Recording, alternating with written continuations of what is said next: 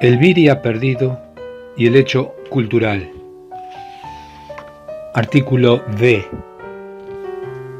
Correspondencias analógicas entre micro y macrocosmos. Basándonos en conceptos ya explicados en la primera parte, vamos a destacar algunas correspondencias entre el microcosmos y el macrocosmos que nos permitirán comprender la función de los arquetipos psicoideos. En primer lugar, recordemos que el microcosmos es un reflejo del macrocosmos, su imagen invertida. En él, la memoria arquetípica o cerebro contiene una copia invertida de todos los arquetipos universales del macrocosmos. Vale decir, la memoria arquetípica es análoga al plano arquetípico del macrocosmos. El sujeto anímico, la razón, al manifestarse y operar en la estructura de la memoria arquetípica, va construyendo la estructura cultural y desde ella, como sujeto cultural, desarrolla luego el esquema de sí mismo o esfera de conciencia. El producto final de estas construcciones es equivalente a un apilamiento estructural, tal como se observa en la figura 24. Primero aparece lo dado, lo heredado, la memoria arquetípica, el fundamento de toda la estructura psíquica.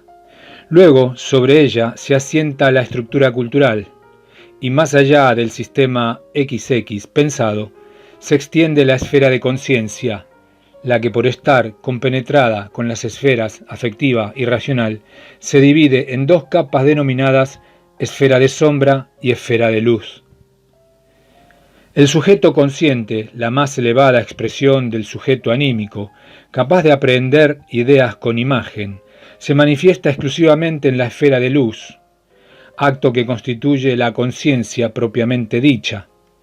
Los actos mentales que ocurren en cualquier otra estructura fuera de la esfera de luz son inconscientes, de allí que se equipare la esfera de sombra con el inconsciente colectivo personal de la psicología analítica de Carl G. Jung. Estudiaremos ahora las principales analogías entre las esferas del microcosmos y las correspondientes esferas del macrocosmos. Para que tales relaciones se tornen evidentes, es necesario comenzar por considerar el siguiente principio. La esfera más elevada del Pasú, es decir, la esfera de conciencia, corresponde a la esfera más baja en el orden del demiurgo, esto es, a la esfera material.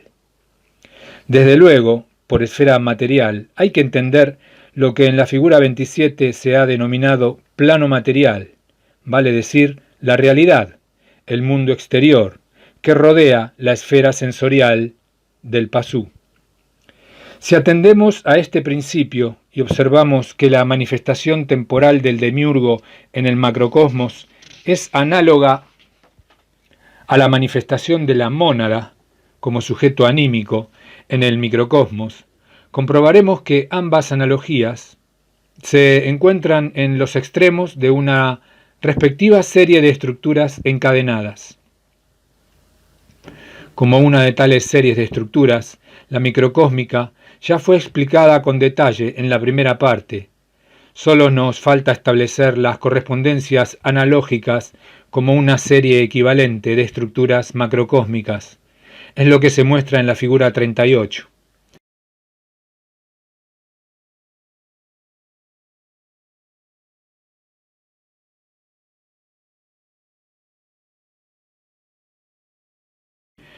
Allí la estructura psíquica del microcosmos, flecha 5, se compone, según vimos en la primera parte, de la memoria arquetípica o estructura celular del cerebro, flecha 6, la estructura cultural, flecha 8, y la esfera de conciencia, flecha 9.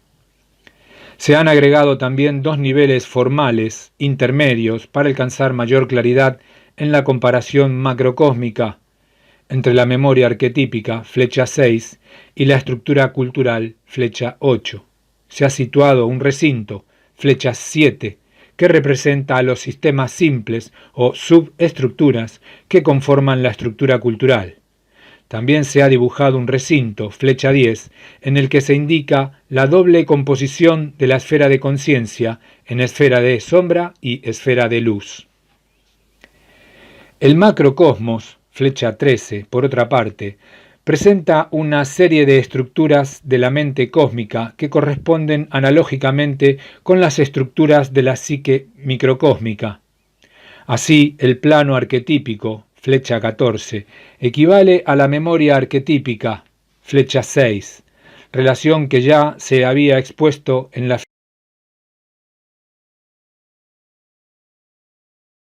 flecha 16. Son análogas a la estructura cultural, flecha 8, relación igualmente ya adelantada. Y el mundo exterior, la realidad humana, flecha 17, corresponde a la esfera de conciencia, flecha 9, de acuerdo al principio del cual partimos, la esfera más elevada del pasú, es decir, la esfera de conciencia, corresponde a la esfera más baja en el orden del demiurgo, esto es, a la esfera material. Pero la esfera de conciencia, flecha 9, se integra con la esfera de sombra y la esfera de luz, flecha 10, en tanto que el mundo exterior, flecha 17, análogamente, consiste en el mundo astral y el mundo del sentido, en un espacio de significación, flecha 18. La esfera de sombra del microcosmos, que es inconsciente, guarda analogía con el mundo astral del macrocosmos, el cual es una especie de inconsciente demiúrgico, y la esfera de luz del microcosmos, que es consciente, corresponde al sentido del mundo que el demiurgo percibe por efecto de la acción cultural humana y constituye una especie de conciencia demiúrgica del macrocosmos. Sobre esta última correspondencia analógica, que es de la mayor importancia para comprender la conducta del demiurgo, volveremos más adelante. Los entes designados del macrocosmos, flecha 15, desde luego corresponden a los sistemas simples de la estructura cultural, flecha 7, puesto que estos son esquemas de aquellos, tal como se explicó en la primera parte. En la figura 38, asimismo, pueden verse dos procesos del demiurgo. Por un lado, él se manifiesta en el macrocosmos, flecha 11, como una esencia fluyente y sucesiva, como un gran aliento o tiempo trascendente, flecha 12. Por otra parte, emana la mónada humana, flecha 1, a la que a su vez se despliega sobre el plano material como alma transmigrante, flecha 3, y sujeto anímico del macrocosmos, flecha 4. La manifestación 12 del demiurgo, el gran aliento o tiempo trascendente, es análogo, según se ve, al sujeto anímico, 4, quien, si alcanza la autonomía óntica, consistirá esencialmente en tiempo inmanente. Ahora bien, si recordamos que el alma solo puede manifestarse en una estructura adecuada o vínculo, y que sin estructura no hay manifestación anímica posible, y admitimos herméticamente que tanto micro como macrocosmos son estructuras análogas, estaremos en condiciones de establecer otras importantes correspondencias. El sujeto anímico del microcosmos 4, en efecto, se manifiesta como sujeto racional en la memoria arquetípica, flecha 6, como sujeto cultural en la estructura cultural, flecha 8, y como sujeto consciente en la esfera de luz, flecha 10, tal como ocurre con la manifestación 12 del demiurgo en el macrocosmos. Tal manifestación es análoga al alma, un anima mundi, y se expresa en las estructuras de la mente cósmica en forma de aspectos, fases o rostros del demiurgo. En el plano arquetípico, flecha 14, con el aspecto belleza o inteligencia activa. En las superestructuras de las culturas exteriores, flecha 16, con el aspecto amor o sabiduría. Y en el mundo exterior, en los espacios de significación, con el aspecto voluntad o poder, encarnado en una raza sagrada. De este modo, el sujeto racional, 6, corresponde analógicamente al aspecto belleza, 14, el sujeto cultural, 8, al aspecto amor, 16. Y el sujeto consciente, 10. A la conciencia colectiva de una raza sagrada. 18. Cabe aclarar que no siempre existe una raza sagrada en el espacio de significación considerado. En ese caso, el demiurgo percibe el sentido del mundo directamente desde las superestructuras de las culturas exteriores. 16. Con el aspecto amor-sabiduría, pero sin intervenir en el destino de tales culturas para entronizar su poder individual o colectivamente. Mas, ¿qué es una raza sagrada? Respuesta: un desdoblamiento colectivo del demiurgo mediante el cual él se manifiesta en el mundo exterior, al pasú, para recoger el sentido puesto en los entes, es decir, para aprehender los objetos culturales superestructurados y para reinar con el poder de su voluntad en el seno de las comunidades culturales. En otros artículos, al estudiar la estrategia 0 de los siddhas leales, se demostrará que, luego del encadenamiento espiritual, las razas sagradas han sido apoyadas por la jerarquía blanca de los siddhas traidores para que constituyan el núcleo de poder de las sinarquías universales. Con el fin de que cualquier viria pueda comprobar esta afirmación, no bastará por ahora solo con adelantar que en el actual momento histórico y en el espacio de significación de la cultura occidental, la raza sagrada mediante la cual se manifiesta el demiurgo es la llamada hebrea o judía. Dejando pues para más adelante la explicación metafísica del concepto de raza sagrada, vamos a concluir el estudio de las correspondencias analógicas resumiendo y también ampliando lo ya visto en los siguientes comentarios. Primero, el microcosmos 5, minor mundis, es análogo, un reflejo, del major mundus o macrocosmos 13. Segundo, el microcosmos 5 es una estructura en la que se manifiesta y vitaliza un sujeto anímico 4. Vale decir, es un organismo en el cual el alma 3 cumple la función esencial de otorgar existencia vital. El alma anima al microcosmos durante una vida, es decir, durante un período o base vital en el cual la potencia en germen del arquetipo humano se actualiza y desarrolla. Cuando ocurre la disolución orgánica denominada muerte al fin de la fase vital, el alma se repliega en dirección a la mónada 2, de la cual es su extensión para aguardar otra fase de manifestación en un nuevo microcosmos. La fase vital es medida así por una fase mortal y ambas constituyen un ciclo evolutivo de la llave Kalachakra, microcósmico en el que se completa el proceso del arquetipo familiar, es decir, del plan hereditario, genético que replica al arquetipo Manu. El macrocosmos 13 es una estructura en la que se manifiesta el demiurgo, vitalizándola como anima mundi. La manifestación 12 dura una fase vital o manvantara en la cual se actualiza y desarrolla la potencia que se halla en germen en el plan cósmico, cuando ocurre la disolución orgánica del macrocosmos denominada pralaya. La manifestación se repliega hacia el demiurgo, del cual es su extensión, para aguardar otra fase de manifestación en un nuevo macrocosmos. El manvantara es sucedido, así, por un pralaya y ambos constituyen un ciclo evolutivo macrocósmico en el que se completa el proceso del arquetipo 1 o plan del universo, alcanzándose la entelequia y regresando todo lo existente a la nada inicial, que es igual a la nada final. Tercero, la memoria arquetípica del microcosmos 6 es análoga al plano arquetípico del macrocosmos 14, su copia invertida. Cuarto, el sujeto anímico 4 se manifiesta en la memoria arquetípica 6 como sujeto racional, actualizando los arquetipos invertidos para conformar los esquemas de entes exteriores con principios y relaciones, es decir, para construir sistemas simples. 7. Análogamente, la manifestación 12 se expresa en el plano arquetípico 14, como el aspecto belleza o inteligencia activa del demiurgo, actualizando los arquetipos universales para conformar los entes exteriores y designando luego un término particular destinado al descubrimiento del pasú.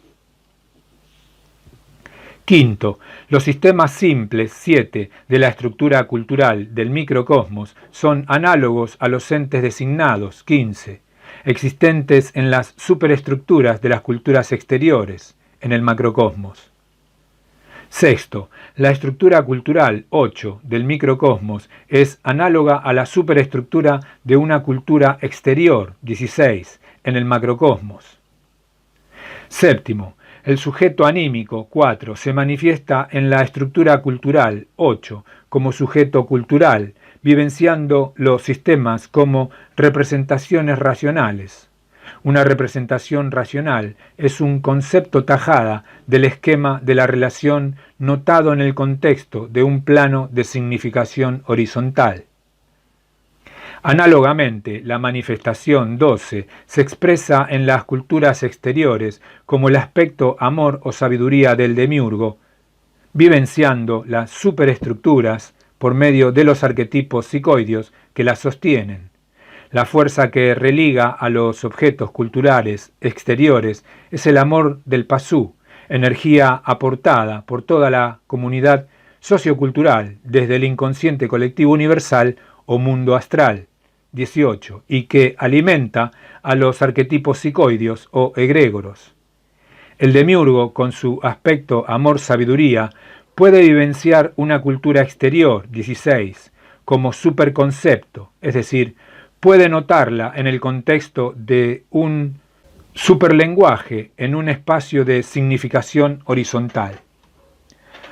Octavo, la esfera de conciencia del microcosmos 9 es análoga al mundo exterior 17, a la realidad que el pasú percibe del macrocosmos que lo contiene.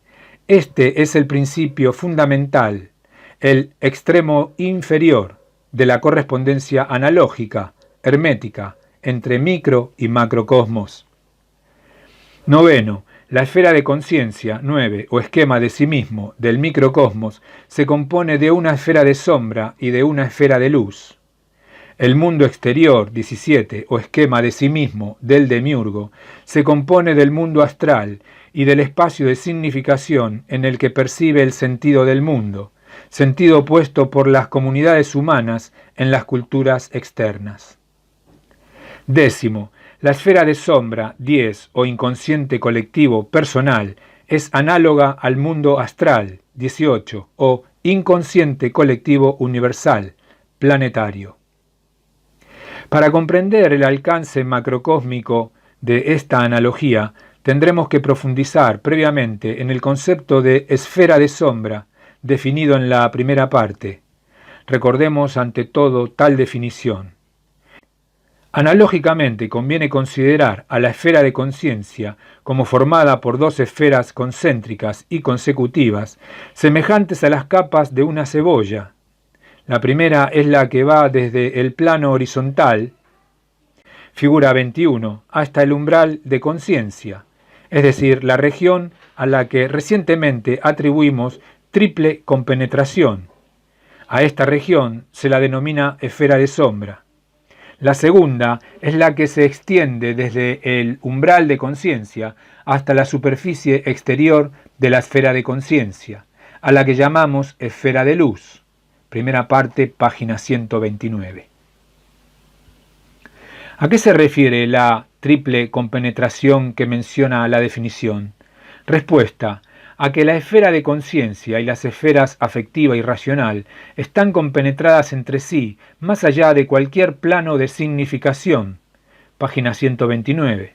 Es por eso que en las figuras 21, 24 y 25 se representa a la esfera de sombra como un espacio analógico situado más allá del plano de significación horizontal que intersecta al sistema XX notado. Sin embargo, este espacio analógico no es estrictamente equivalente a la esfera de sombra real, sino que ha sido definido así, con criterio didáctico para explicar el proceso de los símbolos emergentes, tales como, entre comillas, I. Pero que la esfera de sombra es algo más que tal espacio analógico puede comprobarse en la figura 22, donde se observa que la triple compenetración de la esfera de conciencia 2, racional 3 y afectiva 4 da lugar a un espacio mayor que se extiende bajo la profundidad del sistema XX, cuyo nivel energético ha sido representado geométricamente con una línea de puntos. Nos preguntaremos ahora, ¿qué hay en tal sector bajo el sistema XX que ha motivado su eliminación en la explicación de los símbolos emergentes? Respuesta: la estructura cultural, es decir, aquellos sistemas de la estructura cultural que no han sido notados por el sujeto cultural y por lo tanto que no se encuentran en el nivel del lenguaje habitual, sobre el plano de significación. Esto completa lo dicho en la página 53. La estructura cultural que se forma por la acción de la razón tiene lugar en las esferas afectiva y racional como sustrato de estas, es decir, que su sitio está en el fondo, en lo profundo, en la base, cerca de la memoria arquetípica del cerebro, que es quien soporta a las esferas afectiva y racional. Según veremos ahora, tal región profunda, ocupada por la estructura cultural, salvo el concepto XX y su contexto significativo, entraña alguna diferencia con el resto de la esfera de sombra real. La naturaleza de esta diferencia quedará evidenciada si recordamos que al sistema XX, el sujeto cultural, lo ha pensado impulsado por la voluntad instintiva, mientras que en la región profunda, sector 6, de la figura 32, solo predomina la voluntad instintiva, es decir, el sujeto racional, siendo la esfera de sombra real, la región del inconsciente, de la estructura psíquica. La diferencia apuntada de sujeto y de energía volitiva nos enfrenta ante el curioso hecho de que para el sujeto anímico existen dos grados notables de inconsciencia, según que el fenómeno psíquico ocurra en la región profunda del sector 6, bajo el sistema XX, o en la región superficial denominada esfera de sombra, en las figuras 21, 24 y 25, y conformada por los aspectos 5, 7 y 8 de la figura 32. Hay así una inconsciencia superficial o leve de grado menor, propia del sujeto cultural y de todo sujeto que actúa en la región que va desde el plano de significación horizontal hasta el umbral de conciencia, y una inconsciencia profunda, de grado mayor, propia del sujeto racional y de todo sujeto que actúe por debajo del plano de significación, en dirección a la memoria arquetípica, ver figura 24. Hasta aquí queda respondida la última pregunta. La región del inconsciente profundo no fue considerada en las explicaciones de la primera parte, porque éstas solo se ocupaban de fenómenos psíquicos, tales como la emergencia de I, que se hallaban referidos a sí mismo, es decir, al umbral de conciencia, una región sobre el plano de significación horizontal que es característica, según vimos, de la inconsciencia leve del sujeto. En síntesis, debemos considerar que la esfera de sombra real se compone de dos regiones notables: la esfera de sombra superficial, región del inconsciente leve, que estudiamos en la primera parte, y la esfera de sombra profunda, región del inconsciente profundo del sujeto y ámbito de la memoria arquetípica, es decir, del inconsciente colectivo personal. La esfera de sombra superficial es producto, tal como se definió en la primera parte, sólo de la triple compenetración de las esferas de conciencia, afectiva y racional. Su composición se muestra en la figura 32 en los aspectos 5, 7 y 8. La esfera de sombra profunda es producto también, y según se evidencia en la figura 32, observando el sector 6, de tal triple compenetración de las esferas psíquicas y de algo más, un algo más que nos obligará a una nueva reflexión para aproximarnos a su naturaleza. Pero lo que es seguro hasta aquí es que tal algo más será aportado por la estructura cultural, la cual se encuentra permanentemente inmersa, salvo el sistema XX, vivenciado por el sujeto consciente, en la región del inconsciente profundo, en la esfera de sombra profunda del sector 6.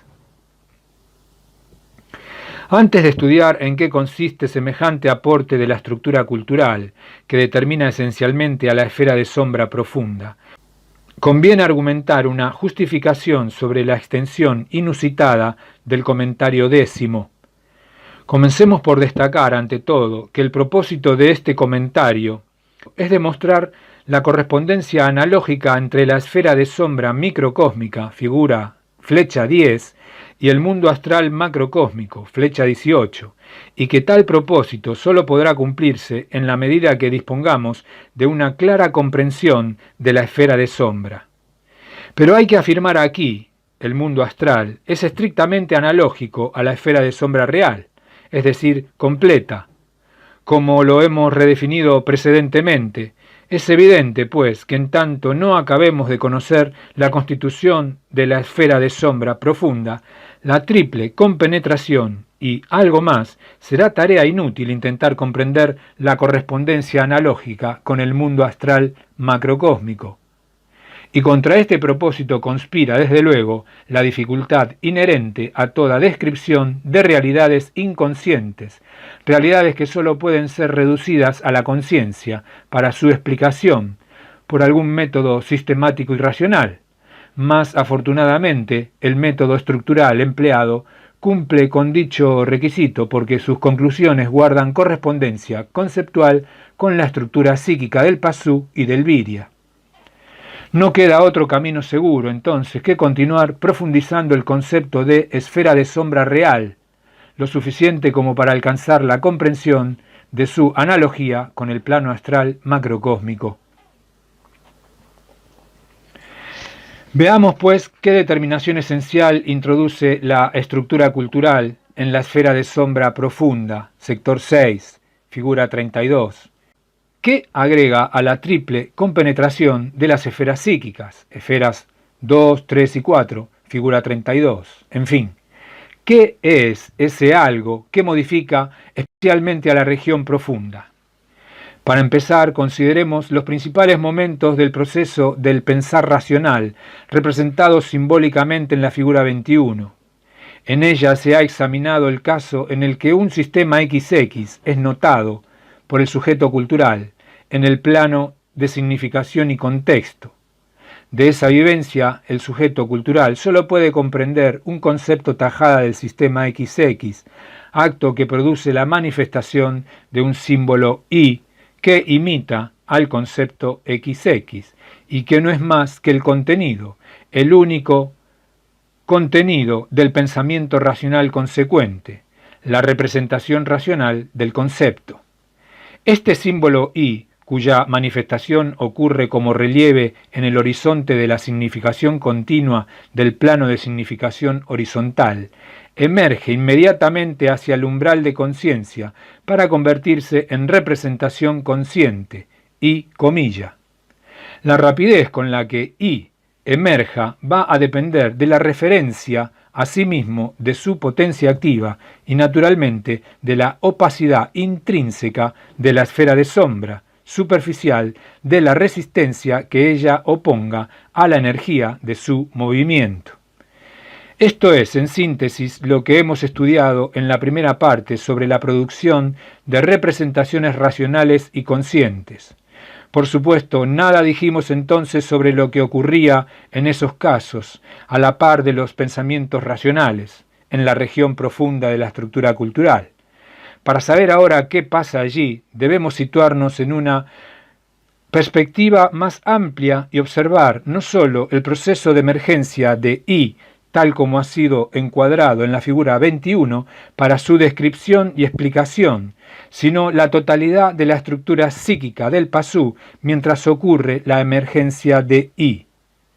Con otras palabras, debemos observar el proceso del pensar racional comprendiendo en nuestra visión a la esfera de sombra real para indagar qué ocurre entonces en la región profunda. ¿Qué buscamos con tal inspección?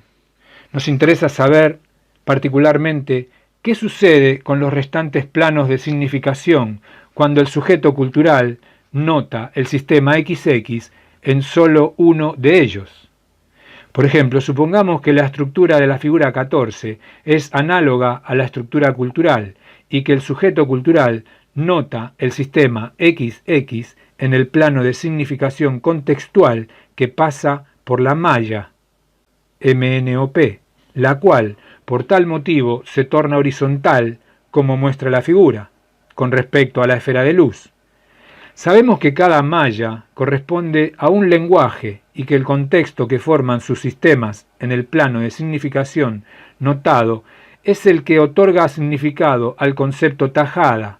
Pues bien, la pregunta es, cuando el sujeto cultural nota el sistema XX en el plano de significación que pasa por la malla MNOP, ¿qué ocurre entonces en ese momento durante el pensamiento racional en los planos de significación que pasan por las mallas A, B, C, D, E, F, G, H, I, J, K, L, etc.?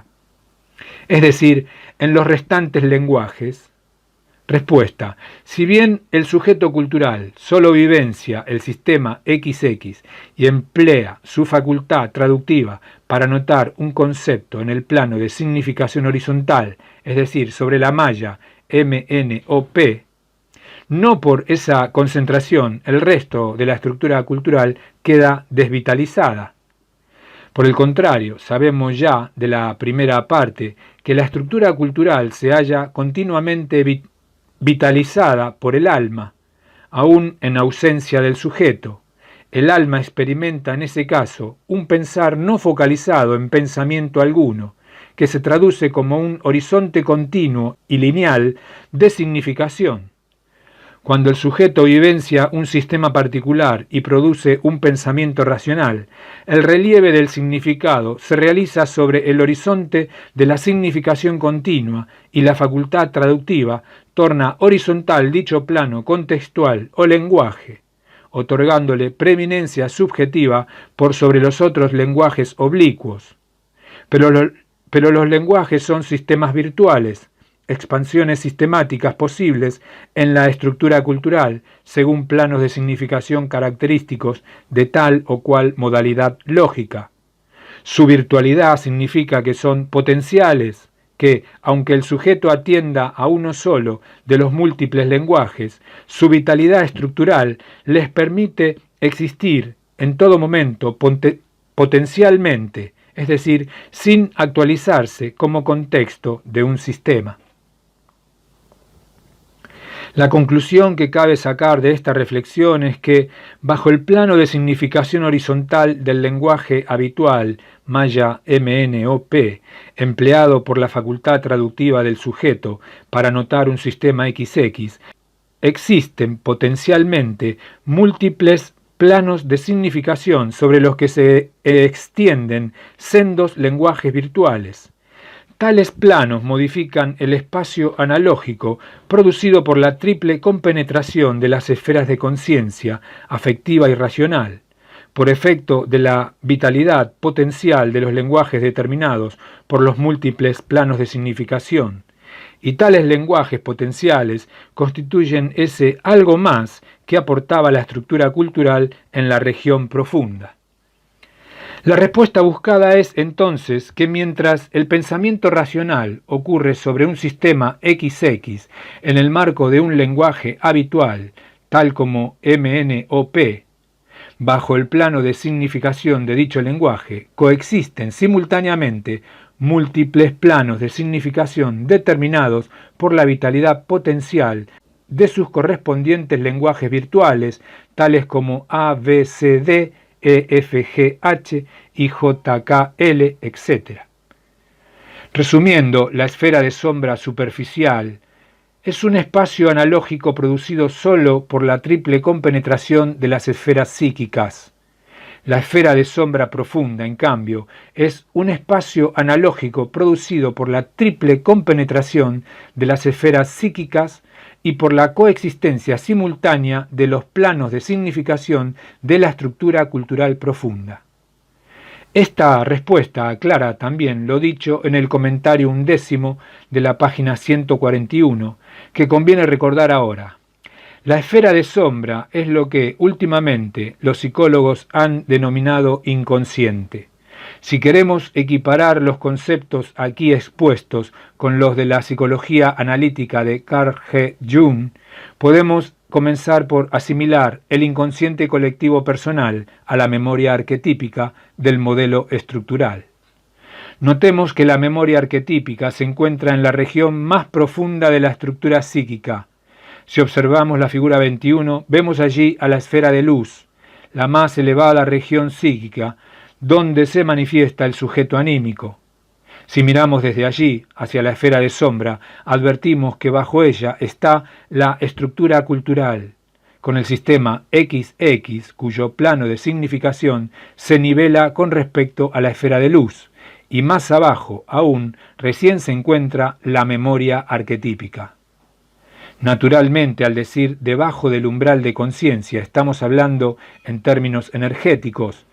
Por ejemplo, debajo del plano horizontal, XX, significa debajo de cero energía, es decir, en la región de la potencia.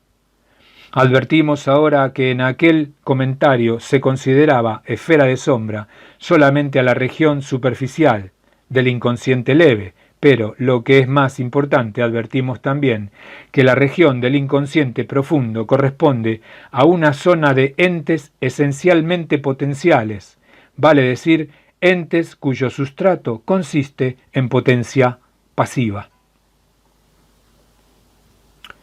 Hemos aclarado ya el concepto de esfera de sombra real, lo suficiente como para encarar la descripción de las correspondencias analógicas que guarda con el mundo astral macrocósmico, con garantías de que se comprenderán sus alcances.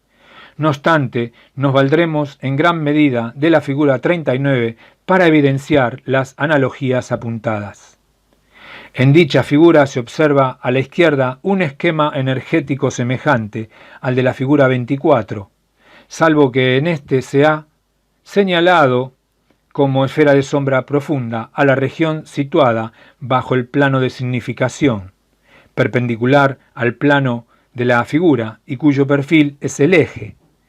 Dicha región profunda contiene a la estructura cultural y a la memoria arquetípica, existiendo entre ambas un nivel energético indicado con línea de puntos, a través del cual se realiza la transferencia biunívoca de los esquemas de entes. En este nivel se encuentra el inconsciente colectivo personal, según se explicará más adelante. Como espacio analógico, la esfera de sombra profunda es producto de la triple compenetración de las esferas psíquicas y de los múltiples espacios de significación de la estructura cultural. Sobre el plano de significación y hasta el umbral de conciencia se extiende la esfera de sombra superficial, ya estudiada en la primera parte.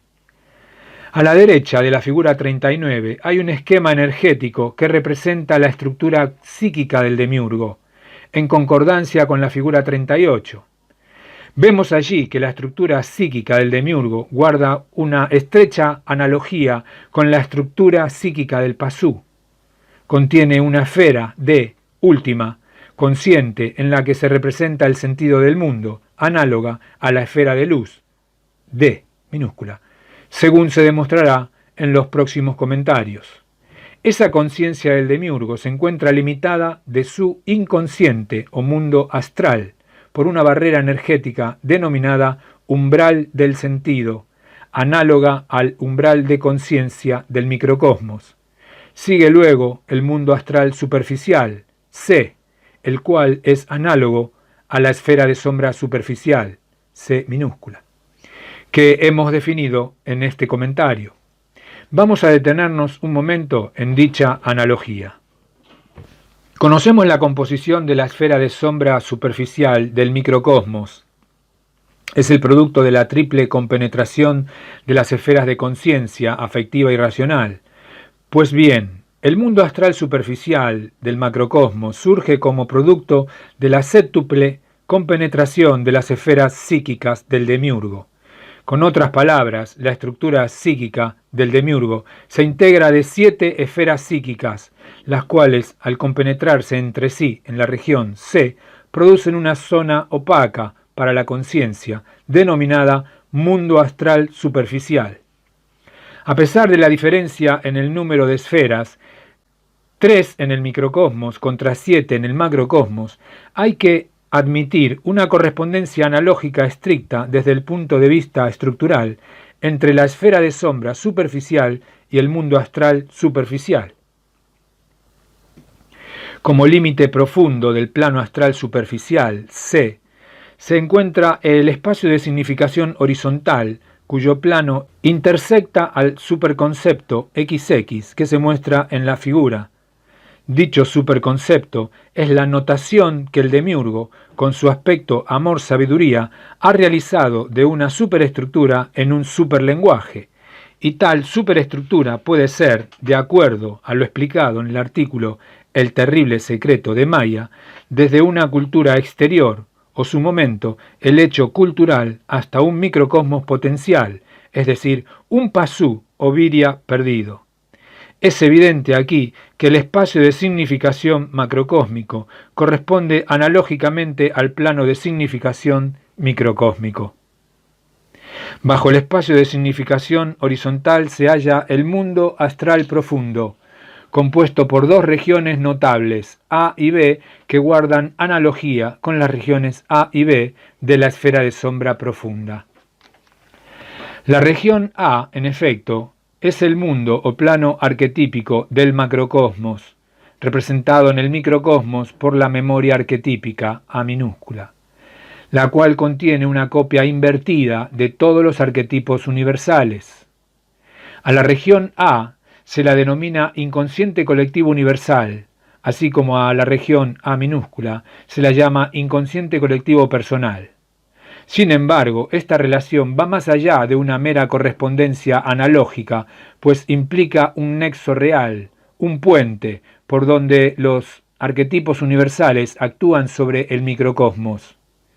De allí la importancia fundamental que la metafísica hiperbórea atribuye a las regiones A minúscula y A al estudiar la actividad de los mitos interiores o dioses de los entes, es decir, de los arquetipos colectivos de la estructura psíquica microcósmica, y de los mitos exteriores o mitos, es decir, de los arquetipos colectivos psicoideos de las superestructuras. Conviene pues examinar ese importante concepto válido para el pasú o viria perdido. Digamos ante todo que la clave del nexo entre ambas regiones del inconsciente profundo, micro y macrocósmicas, radica en los símbolos sagrados. Estos símbolos, según vimos en la primera parte, representan a un mito interior, a un arquetipo universal desencadenado de la serie formativa del designio de un ente. Cuando el símbolo sagrado emerge en el umbral de conciencia con máxima energía, su percepción es tan impresionante que afecta toda la complexión del sujeto anímico, es decir, al sujeto consciente, cultural y racional, y más aún si el símbolo sagrado consigue dominar y capturar al sujeto consciente. En todo caso, la impresión lleva al sujeto consciente a identificarse con el símbolo sagrado, al sujeto cultural a identificarse con el mito del esquema y al sujeto racional a identificarse con el arquetipo invertido de la memoria arquetípica. Es entonces cuando se establece el contacto real entre el inconsciente colectivo personal y el inconsciente colectivo universal, y la formidable potencia de un arquetipo universal queda habilitada para actuar. Pero el puente tendido por el símbolo sagrado entre ambos mundos permite que la actividad del arquetipo se desarrolle tanto adentro del microcosmos como afuera en el macrocosmos. Si opera en la estructura psíquica, es sólo un mito interior. Si actúa afuera, sobre las superestructuras del mundo exterior, es un arquetipo psicoideo. vale decir, el puente metafísico se haya abierto en ambos sentidos. Esa propiedad es la que emplea la metafísica hiperbórea para explorar y conocer el plano arquetípico del demiurgo, sus planes demenciales. Claro que para ello, para trascender los símbolos sagrados en su extensión metafísica macrocósmica, es necesario evitar cuidadosamente la posibilidad de una captura subjetiva por parte del arquetipo universal, o algo peor. Más adelante, en otro inciso, se estudiará esta posibilidad y se demostrará que sólo el viria despierto, aquel que ha adoptado una actitud graciosa luciférica y posee un yo despierto no subjetivo, está en condiciones de trascender los símbolos sagrados sin peligro. Consideremos la región A desde el plano arquetípico. Los arquetipos universales se despliegan hacia el plano material, impulsados por el aspecto belleza o inteligencia activa, y se manifiestan como entes finitos, intentando alcanzar la entelequia. Desde el punto de vista universal, el nivel energético entelequial de los entes finitos es el indicado con líneas de puntos como límite de la región A. Es decir, que los entes finitos, como tales, subyacen en lo profundo del inconsciente demiúrgico. Sin embargo, los entes, además del término universal que le imponen la finalidad de los arquetipos, están señalados por el término particular de la suprafinalidad de las mónadas, están designados para el pasú, disponen de una clave de su plan que pueda ser descubierta y revelada por la razón. El designio transforma a los entes en seres para el hombre. La finalidad del hombre es descubrir el designio de los entes y poner en estos un sentido. El hombre convierte así a los entes en objetos culturales, brindándoles la posibilidad de existir más allá de la región profunda, de salir de la inconsciencia demiúrgica, tal como se aprecia en el esquema energético. Los entes se tornan más conscientes a medida que ganan sentido. Luego del nivel de los entes designados, es decir, del nivel en el cual el pasú descubre el designio, se encuentra la región B de las culturas exteriores, las cuales consisten de objetos culturales y hombres superestructurados. El ente designado goza aquí, como objeto cultural, de una existencia de grado superior, lleno de sentido, que representa para el demiurgo un bien, un acto de amor, etc.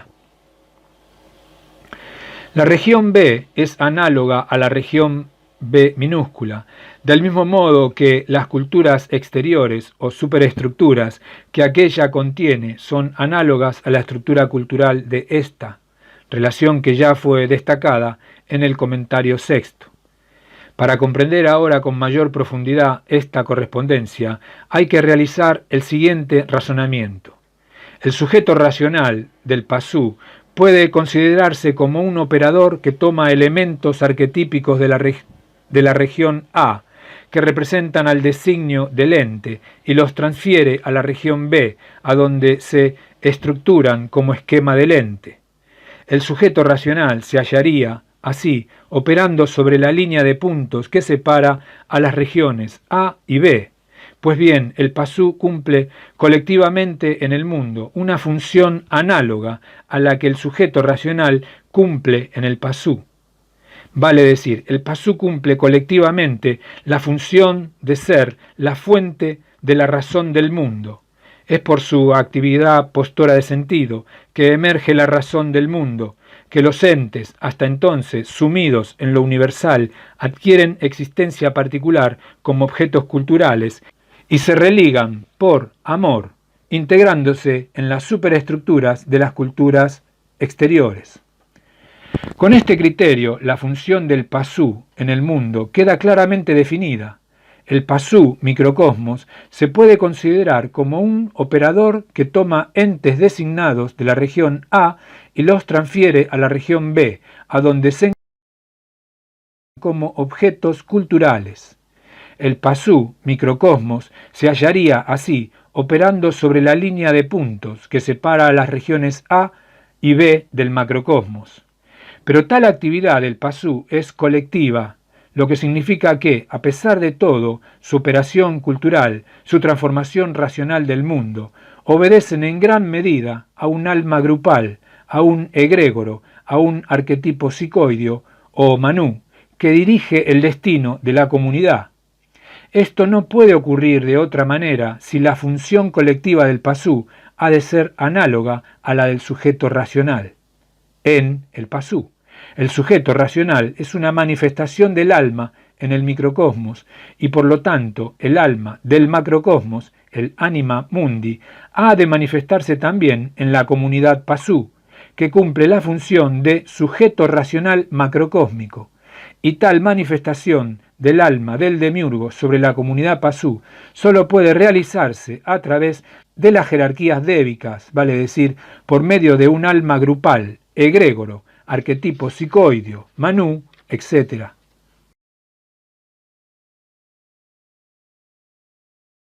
Nos toca ahora, para concluir este comentario, estudiar la correspondencia analógica espacial que presentan la esfera de sombra profunda, regiones A y B, y el mundo astral profundo, regiones A y B.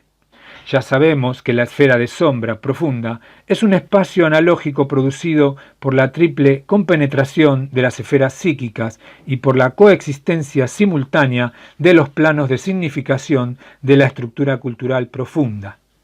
En correspondencia, el mundo astral profundo es un espacio analógico producido por la séptuple compenetración de las esferas psíquicas del macrocosmos y por la coexistencia simultánea de la totalidad de espacios de significación en los que el demiurgo es capaz de vivenciar una cultura. Con esta definición nos situamos en pleno ámbito del terrible secreto de Maya, puesto que la pluridimensionalidad espacial del mundo astral profundo es la causa principal de la ilusión de lo real. Por su causa, por ejemplo, el pasú llega a ser consciente nada más que de uno de los múltiples espacios de significación en los que existe simultáneamente, aquel espacio en el que los objetos culturales internos de su estructura cultural coinciden con los objetos culturales externos superestructurados en la cultura exterior que habita. Queda así demostrada, con detalle, la correspondencia analógica entre la esfera de sombra profunda o región A, B minúscula del inconsciente colectivo personal y el mundo astral profundo o región A, B del inconsciente colectivo universal, propuesta en este comentario 10. También se demostró la analogía entre la esfera de sombra superficial, región C minúscula, y el mundo astral superficial, región C.